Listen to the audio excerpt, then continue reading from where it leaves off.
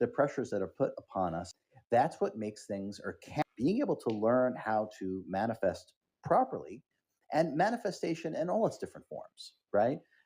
Health, wealth, love, friendship, wisdom, love, right? The ability to do this. It works for everything. Once you understand, it's a repeatable science. So, and that was, as I said, that was one of the things that we talked about, is that for each and every one of us to start to increase or gain financial vitality, personal economic fortitude and strength, where we can actually make choices that are independent, and we're not as affected by what's going on with the economy, with the rules, with the changes, with this.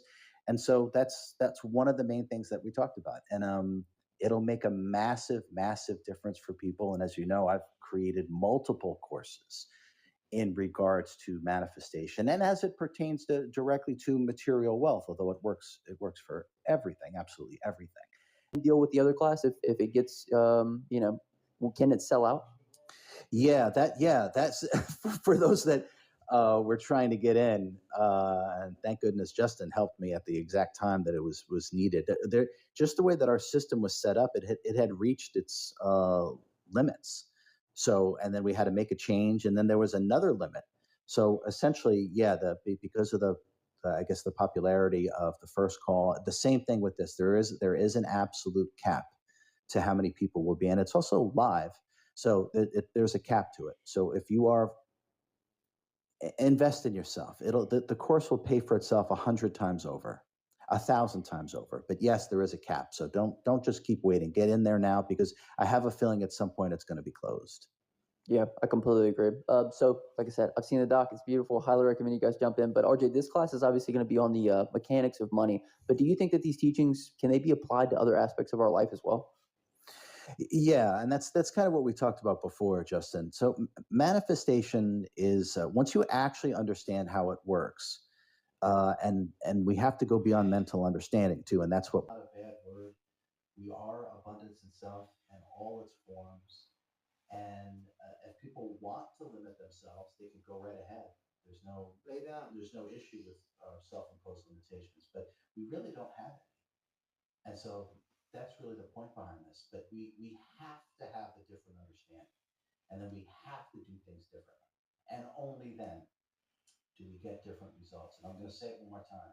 If there's anyone that's telling you that you don't have to do anything and money is just going to come to you, ask them to have them show you their assets or bank account or business. Have them prove that that actually works, because it doesn't. That's part of the false light teachings that's so pervasive. And that's part of why this is my third course on manifestation, specifically with money, because it is so needed and so effective. The more we add, the more that we're actually taking away. That was really beautiful, RJ. So, really watching all these videos might be doing more of a disservice than it is an actual service to us, right? Now, RJ, is it possible that people are actually taking away? It's about removing all these things and then working with ourselves optimally. What's the difference between dressy casual and business casual? Both mean leave your cargo shorts and flip-flops at home. We don't own cargo shorts. We don't own flip-flops. Anything else? Don't wear your black suit. It makes you look like a mortician. Lord, my path has gone astray.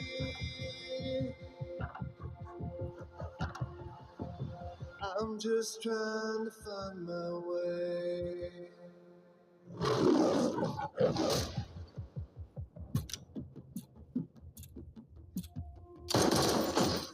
Now that you have gone away, why'd you ask if he was having money problems? I'm just trying to find my way. That make you nervous? You're an escaped convict, trained by mob accountants. Your clients are drug cartels, money launderers. Is that a yes? Gray King has been murdered. Do you like puzzles, Mr. Wolf? I need your help to finish the job he started. What are you doing? Waiting for you to finish. So you can do what I need to do. You were never meant to see What do you want? Hello, it's me, your brother. You can't tell from the tone of my voice that I know it's you. Can you be in Los Angeles, California? Works. It is a science and it is repeatable. And we've developed a robust system. As I said, this is the third course on this. But this course I'm very excited about because of the low entry barrier. Like it's very easy for people to enroll in this course in terms of the financial investment. So no, if you've tried everything, great. Now you can finally discover what actually works. So that's really good. Now you said, RJ, all I have to do is watch 3 classes and nothing else, and then I'm gonna make a lot of money, right? Yeah, Or it's just gonna come to me, right? From my bank account. yeah, you got it. You got Okay, it. Right? all right. I'm Yeah, gonna do it.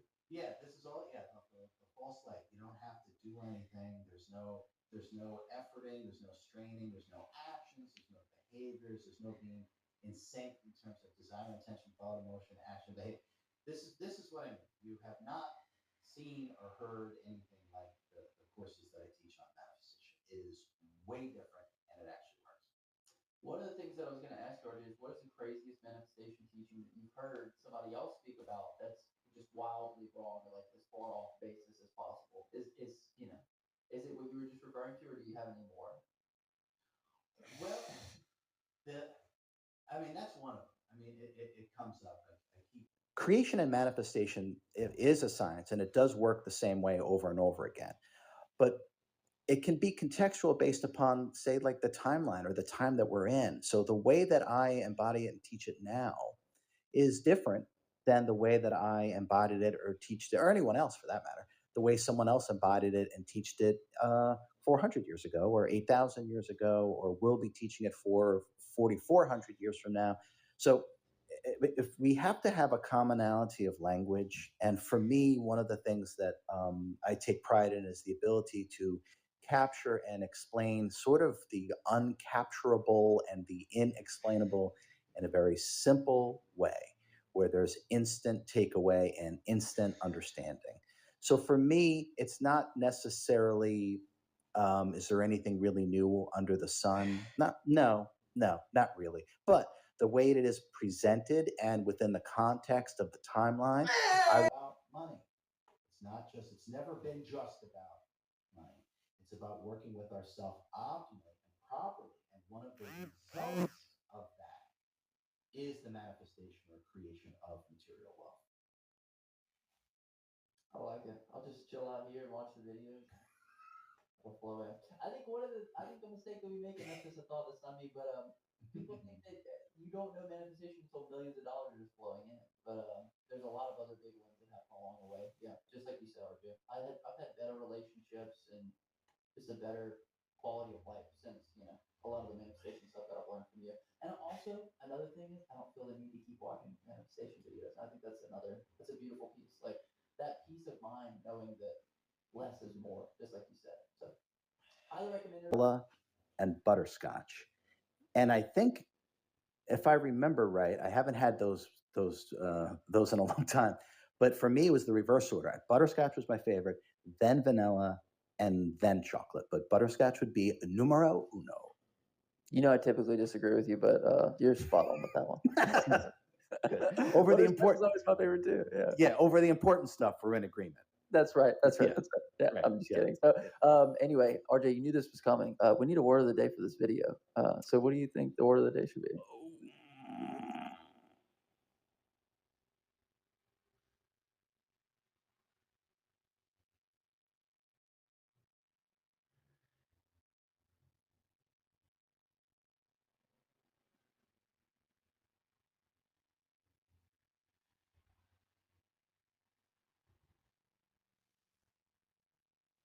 Say we're good friends.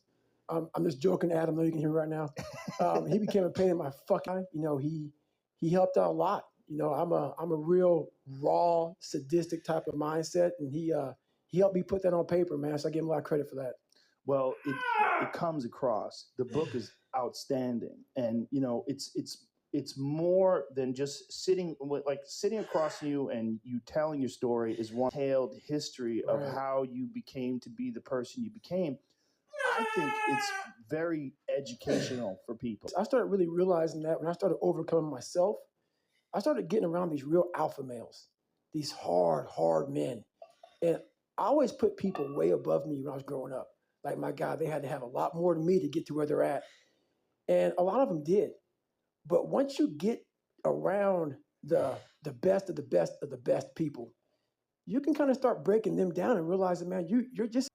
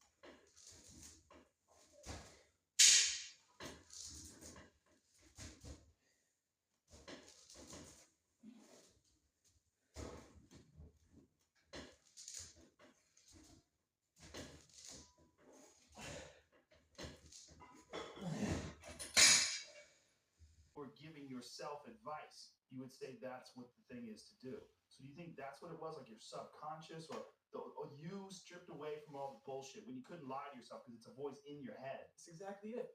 It's exactly it. Because It knew. it knew. I was a character.